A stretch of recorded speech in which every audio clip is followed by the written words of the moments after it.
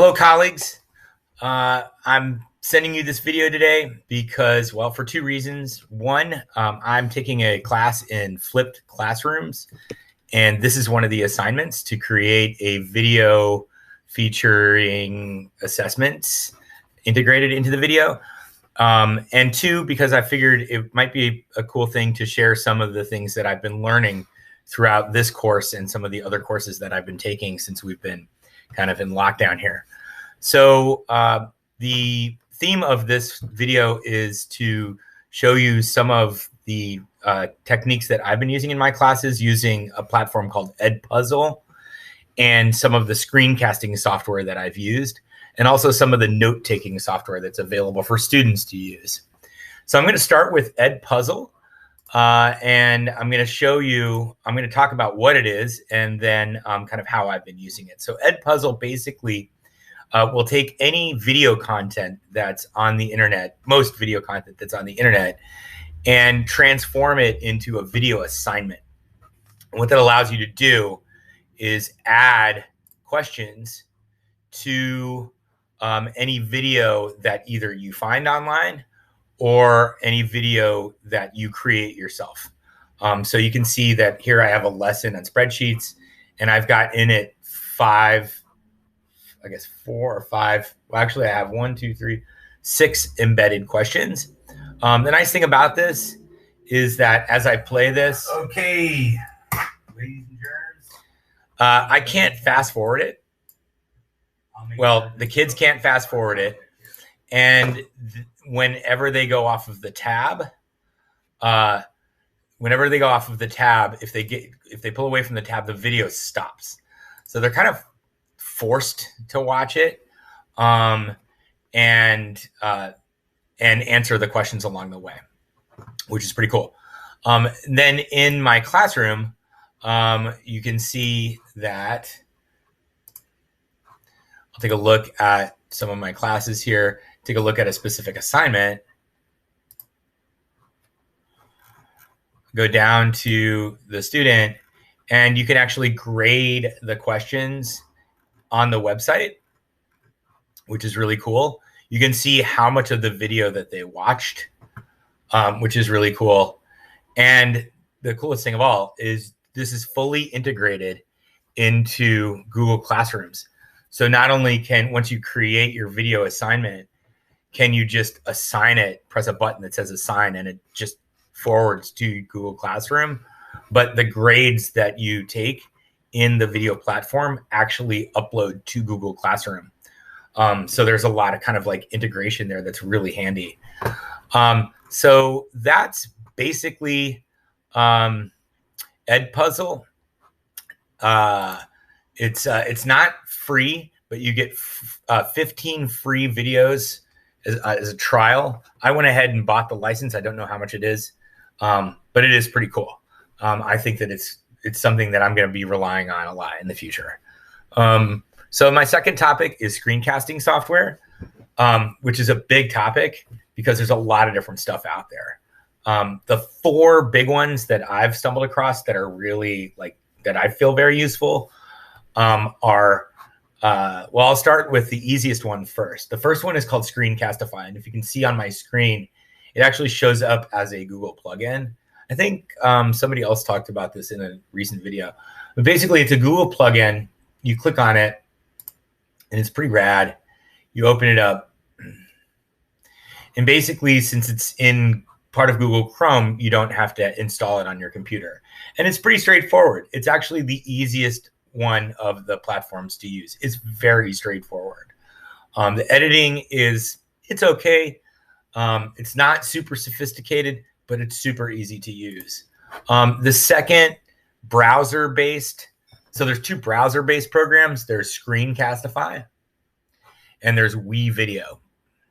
The 2 browser-based software of the 2, the WeVideo is actually pretty sophisticated.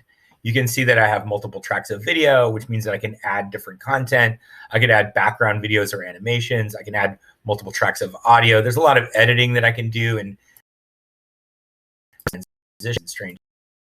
The stock is kind of funny. You can just type in like fishing. can find a bunch of pictures of people fishing. I don't know. It's pretty cool. It isn't free, and it is a little more sophisticated than Screencastify, but it is through your browser, which is kind of nice.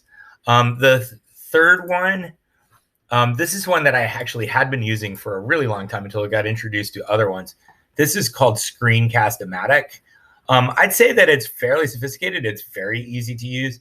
I don't think that I had to pay for this license. And it will, all of these programs will allow you to directly upload to YouTube, which is what I typically do. I upload all of my videos to YouTube, and then I use Edpuzzle to find them on YouTube and then create an Edpuzzle assignment out of them. So they all do that. So I'd say that Screencast-O-Matic and WeVideo are about the same level of sophistication. I think the holy grail, like the mothership of screencasting software is Camtasia, which just sounds amazing, because it is. But it is a lot. There is a lot of learning. However, it definitely provides you with the most sophisticated tools. If you're just looking to screencast with your little face and your screen, and that's all you want to do, any of the products will work. If you're looking to do really fancy graphics and like magnify your mouse so that they can see the content underneath it, or speed up during certain passages and do all such crazy graphics, then Camtasia may be more your style, but it's going to require a lot more learning and work. So those are the four programs. And then the last thing I want to talk about is note-taking software. So I have several, and this is software that I would assume that students could use. So I have several different note-taking softwares that I use. The first one that I use is OneNote, which, even though it's a Microsoft Office product, it is actually free and is something that can be used in your browser. It's pretty nice because it also syncs to the one that I have on my, actually saved on my computer. And it's pretty great because it's just a really easy way to add a bunch of stuff together, and put together basically like an electronic notebook, that will then also contain, you can actually store electronic documents in it, which is really helpful. So that's one online notebook that I think is really good for kids because it's organized kind of like a notebook. Another online notebook that might be useful for brainstorming or for just kind of like concept maps is I use something called Mind Manager, which also has an online version. This software is pretty expensive, but I just want to show you that, one of the ways that I lay out my presentations is actually to create a mind map of what I'm going to talk about. And you can see that I use it for a lot of other things too. Here are my engineering standards, which I'm currently realigning. So mind mapping software can be really useful, and there's tons of mind mapping software out there. And I know that there's collaborative mind mapping software too, where kids can contribute with each other, which I think could be really powerful. And then the last kind of note-taking software, although it's not quite note-taking, it's more like share-out software, is the Passion Project is what I've called it. It's called Padlet. This is an activity that I'm doing with my seniors where they choose something that they're passionate to learn, and they kind of plot out a course of how they're strategically going to do that and curate their work. So their share out for their ideas are just in this, what's called a Padlet. And what Padlet is basically little notepads that you can move around and modify and edit. And the really cool thing about these pads is that you can add just about any type of medium that you want.